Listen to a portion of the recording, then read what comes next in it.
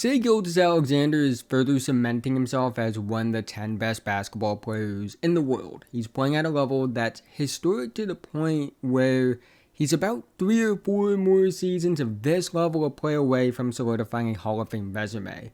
And while it's clear to anyone who pays attention to the game that SGA is a special talent, what really stands out to me whenever I watch him play is how unique of a player he is and how his playstyle contrasts from others at his position. Shai is making a statement with every game he plays. He answered a lot of questions last season. He continues to answer those questions this season.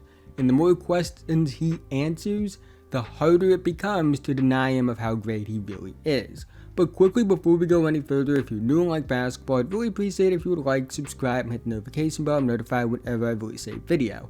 I make videos about basketball all the time, and liking and subscribing are the 2 best ways can help me out in the YouTube algorithm, help support the channel, and help me reach my goal of 10,000 subscribers by the end of the season. Let's try and get 100 likes on this video so YouTube will recommend it to others.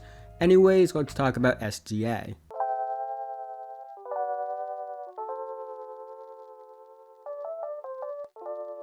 Shai is one of the most unique offensive talents in the NBA, and it mainly has to do with the fact that he's a very different type of scorer compared to other players with similar levels of production at his position. Of the top 10 scorers in the NBA, Shai is one of just 3 who are taking less than 5 3-point attempts per game. And what makes it stand out even more is that the other 2 are Giannis Antetokounmpo and Joel Embiid. Giannis is a near 7-foot freak athlete forward, Embiid is a 7-foot big man. Shai is a guard, and what makes the fact that he doesn't take a lot of threes really interesting is his physical profile. His 6'6", 180-pound frame doesn't suggest that an outcome of high-level production without a high volume of three-pointers is possible. But the thing is, he's not just a high-level scorer in terms of production. Among the best scorers in the NBA, he's also one of the most efficient. Now, he isn't the only guard that's productive and also efficient by any means. Luka Doncic, Steph Curry, Tyrese Halliburton, Donovan Mitchell are also guards that are productive and efficient. But here's the thing, all of them are taking at least 5 3-pointers per game, and in the case of Luka and Mitchell in particular, on top of taking a lot of threes, they also have some sort of physical or athletic advantage. Luka being bigger and stronger as a player in terms of physicality compared to SGA, and Mitchell being a more explosive athlete and also a stronger player in terms of frame than SGA. But despite everything I just said, SGA is more efficient than all 4 of them, despite not being the most physically imposing player, taking a lot of threes, or being an explosive athlete, which gives him one of the most unique offensive profiles not only in the game today, but also NBA history. I think it really starts with SGA's ability as a rim pressure threat. He's in the 97th percentile in terms of rim volume, and he's the only guard who qualifies for the top 15 in rim volume. Ja Morant is attempting similar amounts per game at the rim, but he's only played 9 games. Shai is shooting 66.7% at the rim on 7.6 attempts per game.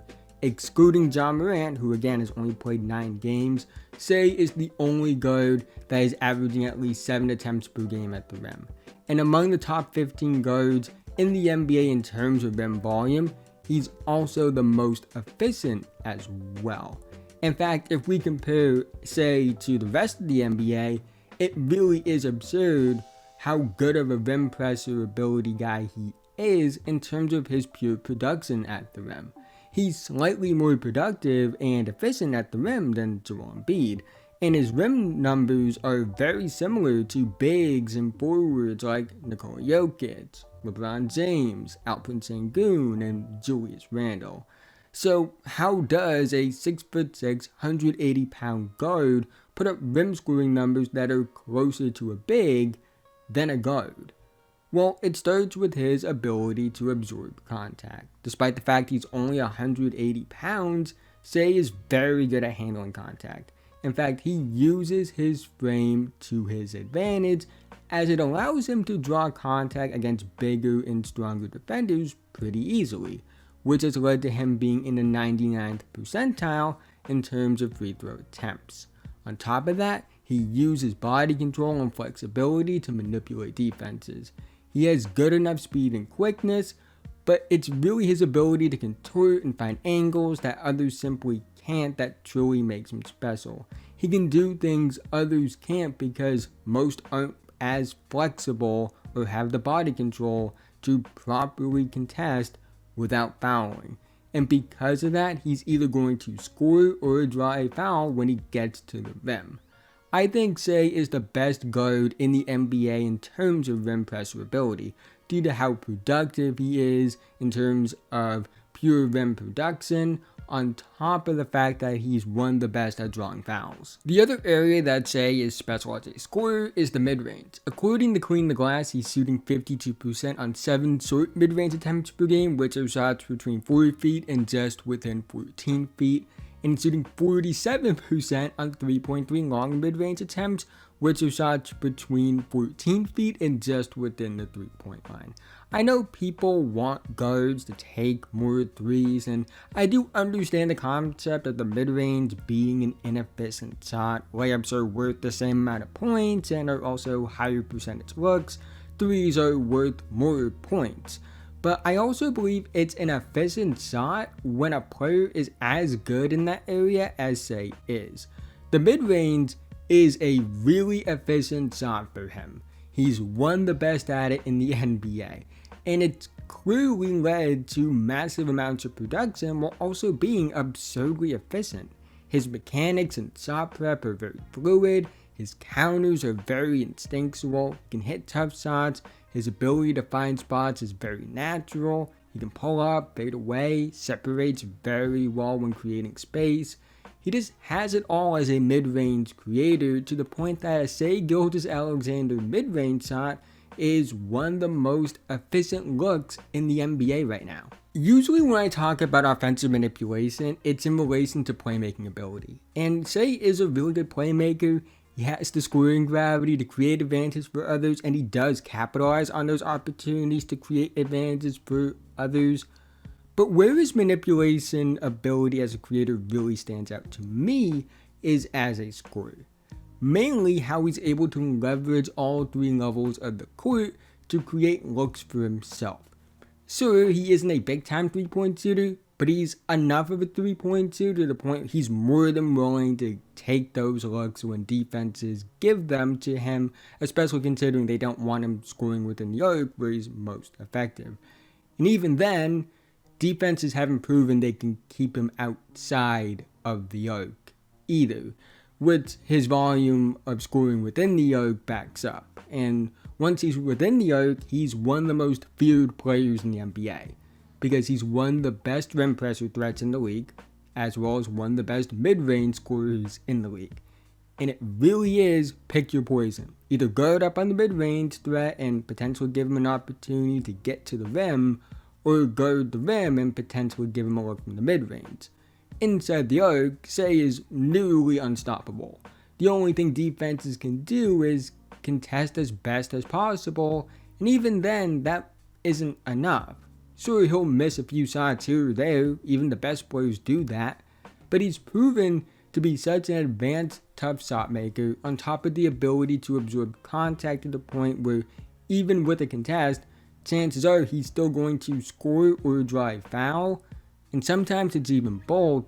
And because of that, he is really one of the most dominant players within the arc, which is something you don't expect from somebody with his frame. A trend you might have noticed in my recent videos have been the final part being about projections, because all my videos have been about young players. And while Shai isn't old by any means, I also have a good idea of how good he is. And to me at least, Shai is one of the 10 best players in the NBA pretty easily. And he's closer to 5 than he is the back half of the top 10. If we're talking about just this season, not talking about previous seasons and resumes, just this season, The only players I confidently would say have been better than Shai are Embiid when healthy, Jokic, Giannis, and maybe Luka. Now, Shai does have to prove himself to solidify a top 5 player title. He hasn't had a playoff series as the main option in his career yet. Barring something absurd happening, he will have a chance to potentially solidify this claim that he's worth being considered as highly as I think he can be among his peers. I do believe that a deep playoff run where he plays at a high level or maybe even exceeds the level he's playing at now could solidify that statement. And I do believe that his skill set translates to the playoffs really well because he isn't reliant on getting hot from 3 and he does handle physicality better than you would expect. But here's the thing. Only time will tell if he's able to make that statement a reality. But that's the end of this video. If you made it to this point, thank you so much. Again, haven't already, like, subscribe, hit notification bell, I'm notified whenever I release a video. I'm making videos about basketball all the time, and liking and subscribing are the 2 best ways can help me out in the YouTube algorithm, help support the channel, and help me reach my goal of 10,000 subscribers by the end of the season. Let's try and get 100 likes on this video so YouTube will recommend it to others. Let me know what you think about Shai Gilgeous-Alexander. Do you think he's a top 5 player in the NBA? Do you think that he's played at that level at least this season? What would he have to do in order to maybe cement a top 5 case? Do you think he can win MVP this season? Let me know all that in the comment section down below. But with that being said, have a nice day. I'll see you guys in the next one.